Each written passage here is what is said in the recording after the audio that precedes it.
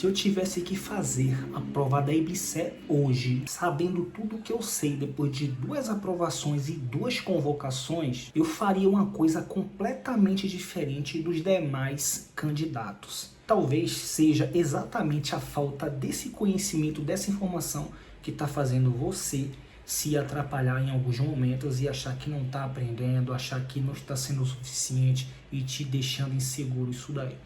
Beleza? Fica até o final do vídeo porque esse vídeo aqui vai ser um divisor de água na sua preparação. Beleza, minha família? Vamos nessa. Nesse vídeo eu vou te falar exatamente o que eu faria. Para quem não me conhece, eu sou o Tássio Ibseriano. Fui aprovado e convocado 2 vezes na IBSE.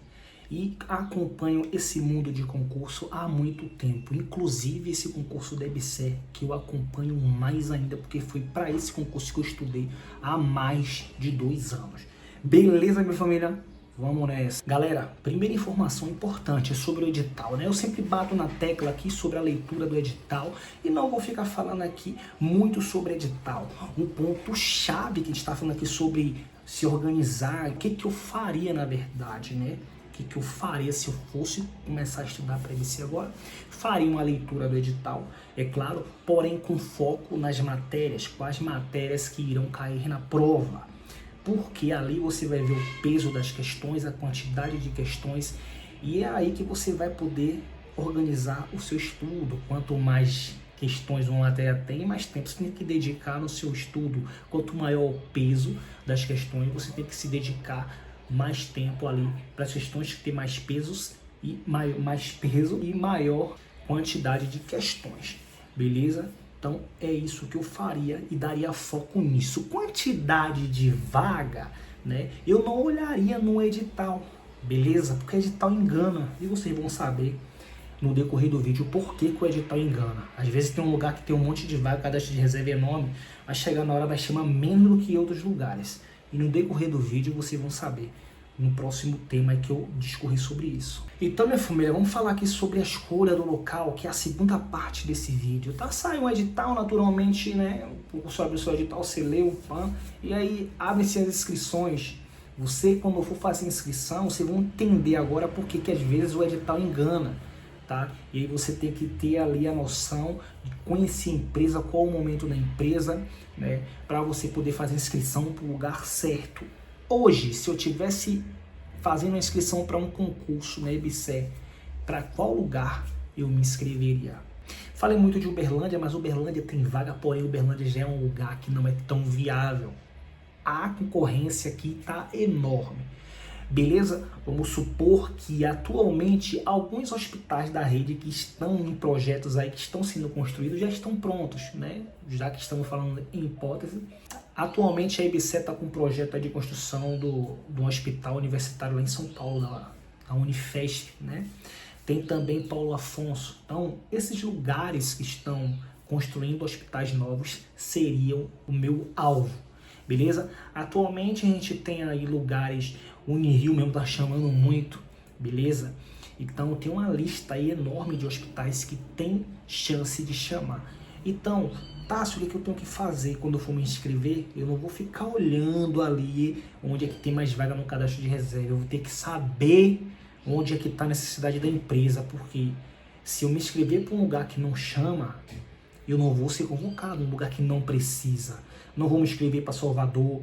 A região do Norte, Nordeste atualmente não está muito atrativa, mas vai ficar por causa de Paulo Afonso, que é um lugar que se tivesse agora atualmente, né, já pronto, seria um lugar que eu me inscreveria, a Unifesp lá em São Paulo, Divinópolis também. Só que as coisas mudam, minha galera, né? Então hoje tem lugares que são promissores e vai chegar um tempo que já convocando tanta gente que o quantitativo lá já tá de boa. Então não vai precisar ficar chamando muita gente, mas aí vão aparecer novas unidades que estarão precisando de novos funcionários e é lá que você vai estar inscrito, porque você vai pegar a lista dos hospitais mais promissores comigo aqui nesse manual, beleza? Então vamos partir aqui para o próximo tópico. A gente vai chegar na parte aqui, como que eu iria me organizar para poder estudar também, minha família. É um dos tópicos aqui, beleza? Continua aí. Antes de eu falar sobre como eu estudaria, a gente vai falar sobre aquele questionamento que eu fiz no início do vídeo. Vale a pena comprar um cursinho? Vale para um tipo de perfil de pessoa e não vale para um tipo de perfil. Mas para quem que vale a pena, Tássio? Eu tenho visto muita gente adquirindo curso aqui, ó. Livros desses aqui, esse daqui é um combo de um professor que vende curso aí. Eu vejo gente comprando esses livros aí, o livro fica ali, mano, pegando poeira, não estuda. Então o risco que você corre, se você não criar o compromisso com você mesmo, de você começar a estudar e manter o foco e a continuidade, não vai ser porque você adquiriu um curso que a partir disso você vai criar essa responsabilidade. Muita gente joga dinheiro fora nisso. Então, a minha dica é, você tem que entrar no ritmo primeiro, estudando de graça, tá? Buscando os lugares que você consiga, né, ter acesso a materiais. Caso vocês tenham interesse, eu faço um vídeo aqui explicando os lugares que vocês podem encontrar materiais, tanto para área específica, para as básicas, né, português, raciocínio lógico. Existem lugares que você consegue achar. Só que continua um pouco de limitação e um pouco dificultoso você estudar sem um cursinho, se você também não souber onde buscar os materiais. É por isso que vocês têm que assistir vídeo como esse daqui, para vocês poderem ir se guiando. E aí eu acho que ficou bastante nítido quem é, né, que pode estar entrando nessa onda aí de comprar um cursinho, né? Tiver para o autônomo. Se você não está preparado, não tem um compromisso ainda, você não compra. Mas você que já está no ritmo, você já criou ali, pai, uma memória de estudo. Todo dia que dá 3 horas da tarde, você automaticamente vai estudar. Você pega um ônibus para ir trabalhar, você está dentro do ônibus lendo livro, você está ouvindo áudio, você está nesse ritmo já de alucinação, você já se irritou já com o seu emprego ruim, o seu trabalho, com os colegas chatos, os colegas problemáticos, com a chefia perseguidora, com o salário defasado, você está revoltado. Então você não aguenta mais isso e agora você está começando a abrir os olhos e abrir a mente para estudar e você não aceita, não tem negociação, é sem acordo. Eu tenho que estudar e acabou. Você está nesse nível, agora você compra o seu curso e aí você começa a estudar. A compra desse curso vai te fazer parar de ficar procurando material na internet, correndo o risco de estudar um material desatualizado, caso você não saiba os locais onde achar os materiais. Beleza? Então muito cuidado. Comprar cursinho vale a pena? Vale, para você que está com compromisso e revoltado com a miséria na sua vida. Aqui, minha família, como é que eu estudaria hoje caso eu estivesse iniciando meus preparos, né, minha preparação para eu poder fazer uma prova da EBSER? Cara, primeiramente, como eu falei a vocês, no nível que eu estou hoje, eu posso sim comprar um cursinho para eu ter acesso ao material, ter uma disponibilidade de materiais aqui para mim, para eu só sentar na minha mesa aqui e estudar, para eu não ficar perdendo tempo procurando material, mesmo sabendo onde buscá-los. Pronto, eu já entendo que eu tenho que fazer questões. Antes de eu dominar qualquer assunto, eu tenho que fazer questões. Então eu estou estudando aqui específica, eu estou estudando aqui tipos de choque. É um material que eu tenho dificuldade. Comigo não tem essa, eu vou estudar tudo. Eu estudei aqui o conteúdo, ó, tipo de choque hipovolêmico, choque cardiogênico. Estudei todos os tipos de choque e todas as repercussões desse choque e da fisiologia do nosso corpo, né? E estudando a fisiopatologia desses choques. Agora eu vou responder questões. Quando você estuda um material, um assunto, e depois você vai fazer questões, é um combo muito potencializador, porque você está tendo acesso à teoria e você está descobrindo como é que esse assunto é cobrado nas questões. Não adianta você ser especialista no assunto e quando você chegar na questão você não saber o assunto porque você não respondeu questões. Beleza?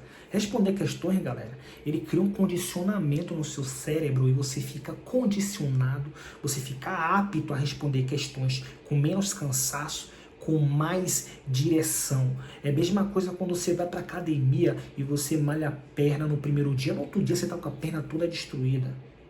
Mas quando você começa a ir para academia toda semana, você não sente mais as dores. É a mesma coisa com questão.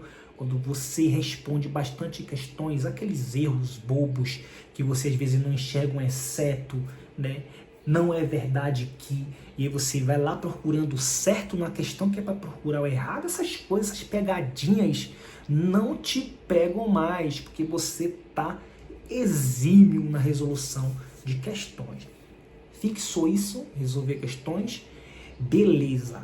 Depois que você internalizar isso, você tem que criar um ciclo de estudo, que é algo que vai dar dinâmica ao seu estudo. Você vai criar um ciclo de estudo e depois que você criar esse ciclo de estudo, você vai ter que criar também um plano de estudo, né? Porque o ciclo de estudo é para ele criar a periodicidade que você vai estudar durante a semana. Mas o plano de estudo ele vai organizar os materiais e os assuntos que você vai estudar utilizando ali a periodicidade, ali a dinâmica do ciclo de estudo. Então, nós temos ferramentas executivas e ferramentas organizativas. E aí, você que não aguenta ficar fora do celular, você que é uma pessoa muito hiperativa, você não aguenta ficar estudando 1 hora sentado porque você não tem foco, você vai começar estudando períodos curtos, tá? Mas no meu caso, que já sou avançado, eu estudaria utilizando o Pomodoro. Você sabe o que é o Pomodoro? Eu já falei diversas vezes aqui, eu acredito até que você saiba. O Pomodoro é uma técnica de estudo que você vai escalonando o seu horário enquanto você vai progredindo ali. Então, por exemplo, eu estudo 1 hora, descanso 10 minutos, vou fazer o que eu quiser, vou esticar o esqueleto, vou beber uma água, vou dar uma olhada na rede. Depois que meus 10 minutos passarem, eu vou estudar mais 1 hora e assim sucessivamente. Porém, para você que está começando agora, eu indico que você não vai fazer períodos longos de estudo, porque você vai cair, pai. Esse é o maior erro que você pode cometer. Estou começando agora, vou tentar estudar 2 horas. Primeiro, irmão, você não vai estudar 2 horas não, seu cérebro ainda não está condicionado para isso. Quando der meia hora de estudo, você já está tão azoado que você nem vai reter mais nada. Essas sessões longas de estudo, mesmo assim não tão longas, é para pessoas que estão avançadas e mesmo assim seguindo esse Pomodoro aí, que para mim ele se encaixa em qualquer técnica de estudo aí, porque você tem que sempre descansar. 1 hora a mente cansa e você não consegue mais entender o assunto, aí você tem que descansar para poder entender o que você está estudando. Esse Pomodoro aí já é uma ferramenta executiva, né? Porque é uma ferramenta que você utiliza para executar o estudo. Tá vendo a diferença? O Pomodoro, você durante o estudo você está utilizando, né, esse tempo ali, essa dinâmica para poder estudar. Já essas outras ferramentas que eu falei, tipo ciclo de estudo, plano de estudo, são coisas que você faz para organizar, para você não se perder durante a semana.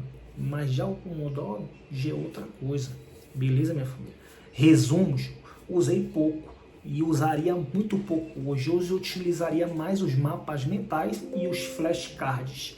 Flashcard, para quem não sabe, você pega um papelzinho, tá? Deixa eu pegar um papel desse aqui para mostrar para vocês. É tipo um carinha desse aqui, ó. E aqui na frente você escreve assim: quantos anos Tássio tem? E aqui atrás fica a resposta. Porém, quando você for utilizar o flashcard, você vai olhar a pergunta e vai tentar responder sem olhar a resposta no verso. Caso você não lembre, você olha.